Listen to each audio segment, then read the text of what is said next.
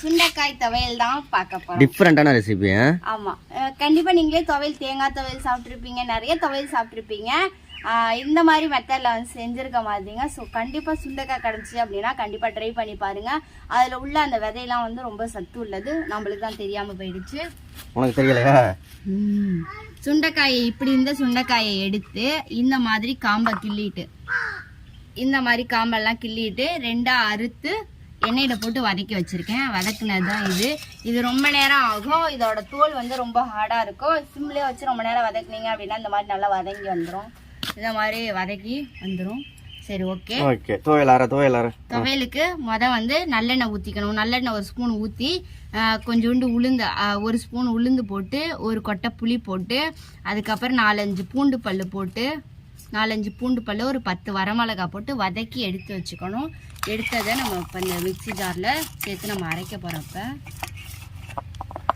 இதோட வந்து ஒரு 1/2 ஸ்பூன் அளவுக்கு வந்து ஜீரகம், கொஞ்சோண்டு தேங்காய் நான் எடுத்து வச்சுருக்கேன். நீங்கள் தேங்காய் துருவலாக எடுத்தாலும் சரி, தேங்காவாக எடுத்தாலும் சரி. ஃபஸ்ட்டு இதெல்லாம் போட்டு அரைச்சிட்டு ரெண்டாவதாக இதை அரைக்கணும். நம்ம வந்து உப்பு சேர்த்து இப்போ நம்ம அரைச்சிட்டு வந்துடும். ஃபஸ்ட்டு இதை போட்டு அரைச்சிட்டு இதை போட்டு 2 சுற்று சுற்றிட்டு மறுபடியும் இதெல்லாம் அதை கொட்டி அதுக்கப்புறம் ஒரு 2 சுற்று சுற்றினீங்கன்னா சரியாயிடும். நான் அதே மாதிரி சுற்றி எடுத்துகிட்டு வந்துடுறேன். இப்போ வந்து இதுக்கு வந்து ஒரு 1/2 ஸ்பூன் அளவுக்கு வந்து நான் உப்பு சேர்த்துக்கிறேன். உப்பு சேர்த்துட்டேன். கசக்கும், லைட்டாக கசக்கும். அந்த கசப்பு தன்மை தெரியாமல் இருக்கிறதுக்கு தான் நம்ம வந்து தேங்காவும் 10 மிளகாயும் போட்டிருக்கோம். நல்லா சுள்ளுன்னு இருக்கணும் அப்படின்றதுக்காக. ஓகே, நம்ம அரைச்சிட்டு வந்துடலாம். ஃபைனலாக நம்ம வந்து அந்த சுண்டைக்காய் துவையில வந்து எடுத்துட்டு வந்துட்டோம். டேஸ்ட் பாரு, எப்படி இப்படிதான் இருக்கும். கசப்பா வரப்பா இனிப்பா இருக்கும். சும்மா கையால எடுத்து பாரு, டேஸ்ட் பாரு. நீதானே பண்ணோம். எப்படி இருக்கு? லைட்டா கசப்பா இருக்கு.